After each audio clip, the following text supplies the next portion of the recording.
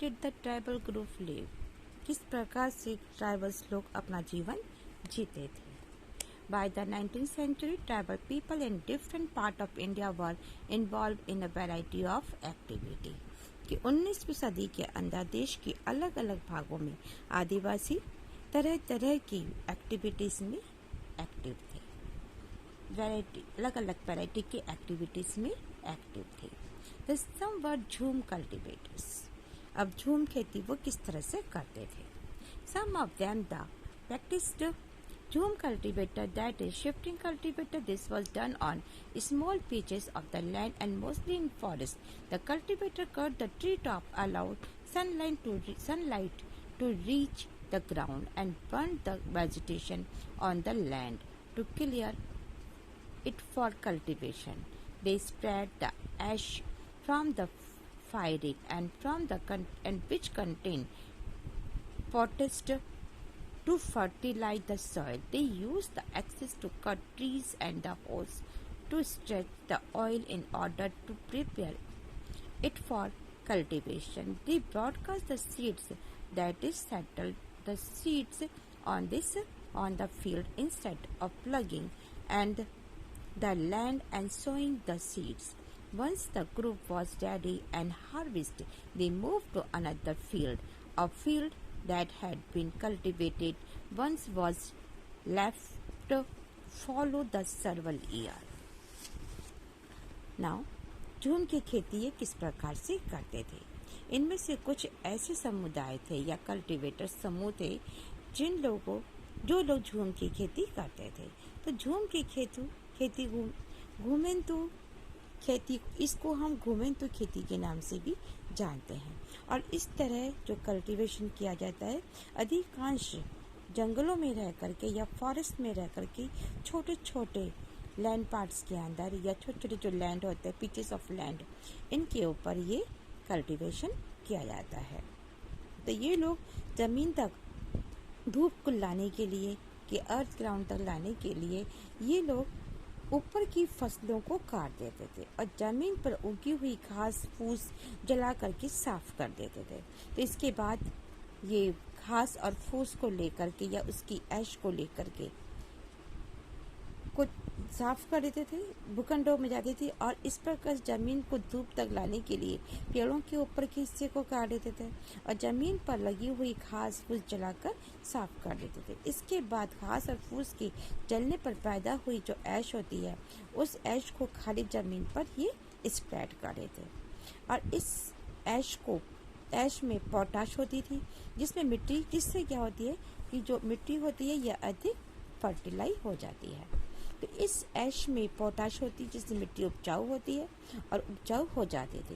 तो वो कुल्हाड़ी से या पेड़ों को काटते थे, कुदालों से ज़मीन की ऊपरी सतह को खुरच देते थे और खेतों में जोतने के लिए बीज को रोपने की बजाय उन्हें बस खेत में यूं ही बिखेर देते थे। बस एक बार फसल तैयार हो जाती तो उसे काट कर वो दूसरी जगह के लिए चल पड़ते।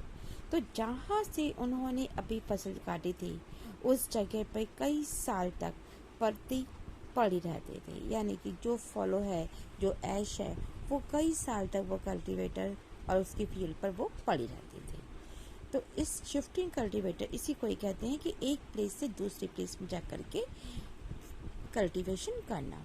Now shifting cultivator were found in the hilly and forest tract to northeast and central India. The lives of these tribal people depend on free movement within forest and on being able to use the land and forest for growing their crops. That is the only way they could practice shifting cultivation. अब कहते हैं जो shifting cultivators होते हैं ये लोग hilly area में या फिर ये नॉर्थ ईस्ट सेंट्रल इंडिया के पर्वत में, जंगलों में या पट्टियों में रहा करते थे। इन ट्राइबल्स, ये जो ट्राइबल्स होते हैं या अपने ट्राइबल्स जो साथ में ट्राइबल ग्रुप जो है पीपल्स का, इनकी ज़िंदगी जंगलों में बेरोक टोक आने जाने और फसलों को उगाने के लिए ज़मीन और जंगलों का इस्तेमाल करने पर आधारित थी। वे केवल इसी तरीके से घूमते हुए खेती करते थे कि कभी यहाँ और कभी कहाँ। The somewhere the hunting Somewhere the hunter the gatherer. Now many reasons that tribal group live in the hunting animal in a gathering forest produce. These saw the forest as essential for survival. The Khondu, the Khandu were such a community living in the forest of Odisha. They regularly went out on the cultivate hunt and then they divided the meat among themselves. They are fruits and roots of and cooked food with oil and they extract from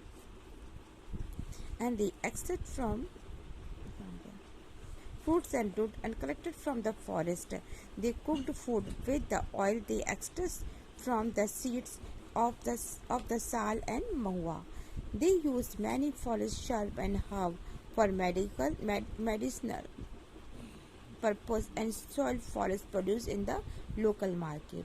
The local weavers and leather work turned to the Khondu and when they needed supply of the kusum and palash flower of color and clothes and leather. Now the संवर कुछ शिकारी और उनको इकट्ठा करना संग्राहक थे। तो कुछ ऐसे थे जो हंटिंग थे, कुछ ऐसे थे जो इकट्ठा करने का काम करते थे।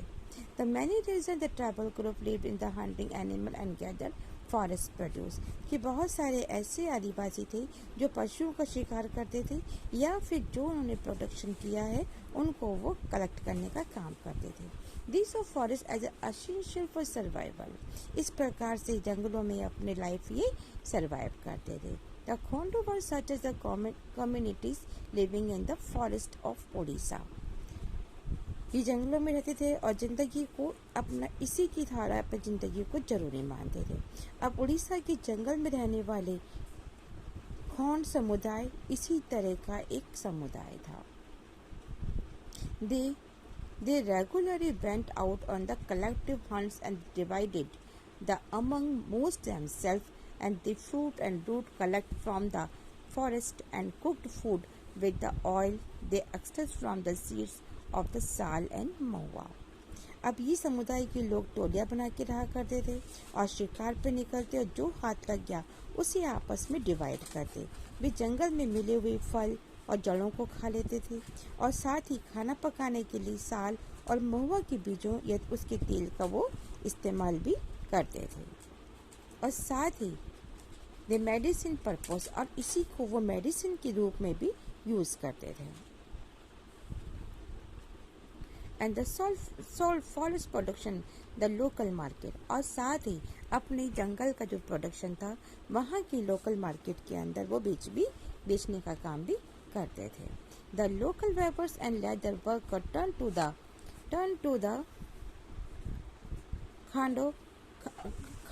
khandas and when they needed supply of kusum and plush flower of colored their cloth and leather और अपने यहाँ से बुनकरों को चमड़ा या फिर कपड़े इकट्ठा करके बाजार में बेचे जबकि स्थानीय बुनकरों और चमड़ा कारीगरों को कपड़े और चमड़े पर रंगाई करने के लिए कुसुम और प्लाश की फ्लावर्स जो होते हैं ये उनको ला करके दिया करते थे।